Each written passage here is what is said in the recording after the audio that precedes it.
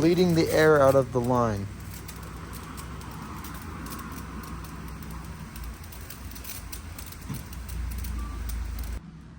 Next step, make sure the fuel valve's open, as well as the choke's on to start. And your switch is on. Next step, go ahead and start her up. Go ahead and just move the choke a little bit. Let it warm up.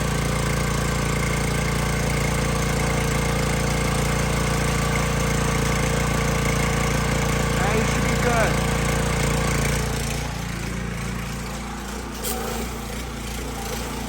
Gonna do that to get all the air out, but it'll start working.